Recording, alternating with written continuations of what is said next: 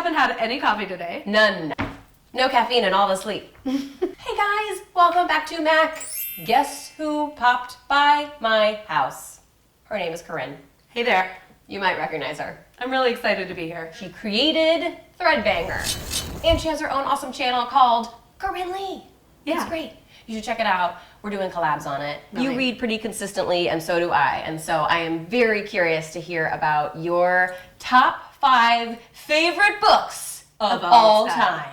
This is a hard kind of category because obviously there's so many books. So many books. But I do have like 5 that stick out in my mind. So quick story. My mom was a very avid reader. So when I was younger, she made me read Charlotte's Web out loud to her. And it was probably the most horrifying thing. I hated it at the time because it's like, ugh, you're forcing me to read this book out loud. It was horrible. I really appreciate it now, that experience, because it really made me want to read books all the time. So I'll go ahead and say Charlotte's Web was my first favorite book of all time. That's And a it still really great remains book. It's a good book. Check it out by E.B. White. Walden by Henry David Thoreau. It's one of those books that really inspire you to kind of question society and what we deem so important in life, and kind of how you can live very simply without having a lot of stuff and doing it yourself.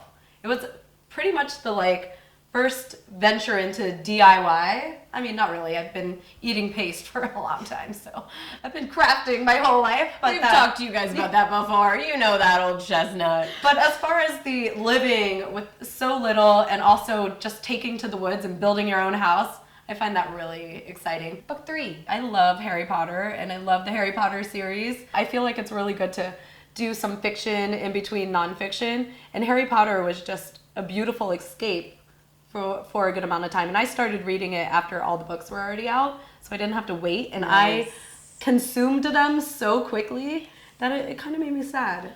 You know? I'm gonna read them again, but I've taken to watching the movies thousands of times.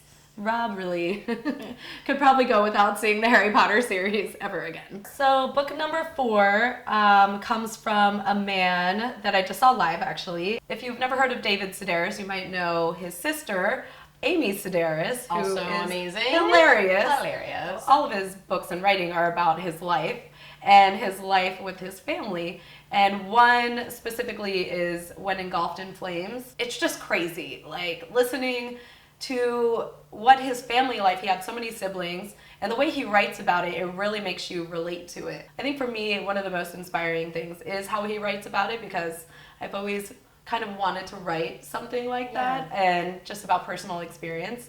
So I really like it. Me too. He's definitely one of my favorite authors. He's so Oddly, good. his books are, I don't have him listed as one of the top 5 favorite books. It's hard to pick one. It is, it's really hard. But he is one of the best writers ever. If for some reason you have not read David Sedaris, check him out. Me Talk Pretty One Day is a great place to start. I haven't read that one. Really good. I read it in one day on the beach. I Isn't that could not crazy? leave. I could not leave the beach until I finished reading this book. I love those marathon sessions of reading. So good. But at the same time, it becomes you're I really need to go to bed now. I really have It's to. 5 o'clock in the morning. But it's so good. It's so good. Last book. Here we go. Are you ready for it? So ready. What's your last one? This is kind of my all-time favorite book, and it is called Still Life with Woodpecker by Tom Robbins. So good. It changed everything for me about fiction writing. I love that it's a male writer, but all of the protagonists in every book are females, and they're amazing. I just love them so much. And this one specifically,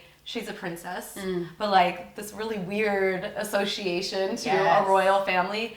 I really don't want to give it away, because reading a Tom Robbins book for the first time is absolutely, I'm getting the chills. Yeah. It kind of changes your whole way of thinking about things. The relationship with words in general, and concepts and worlds. And inanimate objects, which are he's always amazing. It's so good. I really recommend that book. And honestly, all of the books I've read by him have been incredible.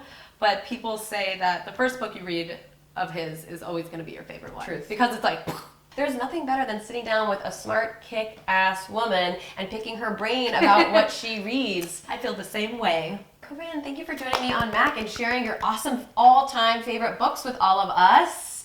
Be sure to let us know what your top 5 favorite books are in a comment below. We love sharing reading lists. This is a booktube video now. I'm so excited about Booktube this video. There's going to be so many good recommendations I in the know. comments. We can just read for the rest of our lives. We did a video on my personal channel, the Smoothie Challenge, where Rob has gone all over Brooklyn and picked out weird random things for us to make smoothies with. So make sure to check that out. We almost bomb it. Be sure to join us. It's a good time.